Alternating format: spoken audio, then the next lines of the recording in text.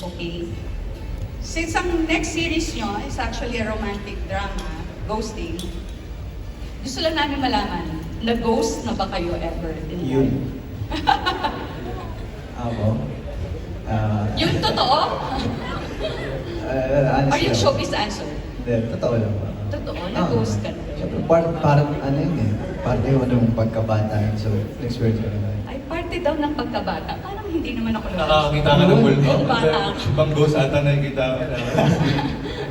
Okay, how about you? Na-ghost ka na rin? Or nang-ghost ka? Pareho po. Ay, pareho! Hindi, nag-ghost na po ako. Siyempre, before naman po, hindi naman po ganito ka-perfect. Ulma na po to ngayon.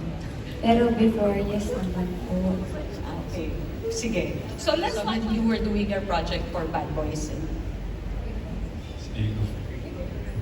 I think for Angie, since this is my first acting project, nakahanap ako ng friend sa kanya na binibigay niya yung Friend. positive energies every time nasa taping kami. And yun yung pinakagusto ko. Mas magaan yung trabaho. Ganun. Ang showbiz. Showbiz naman sila talaga. So, Ang galing mo naman.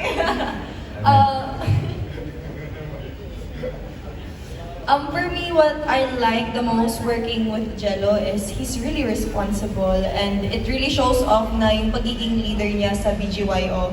And he's really professional. Char! Kaya nga? showbiz talaga. Oh. Yes, and one thing pa na gustong-gusto ko sa kanya na makatrabaho is that good vibes lang din siya. Tsaka game siya sa lahat ng ginagawa namin every time we shoot. So, ayun. Alright, that's nice. Showbiz ha?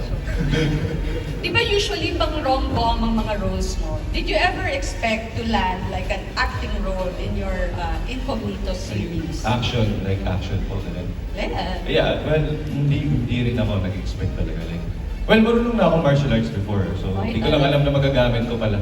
Tsaka mahirap pala siya, masakit sa katawan pag matagal.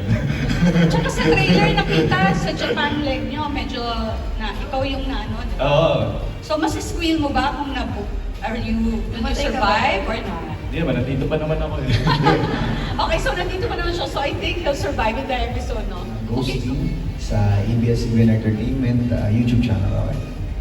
mahihain siya, guys. And malapit na po ang ghosting. Knoxville girl, no?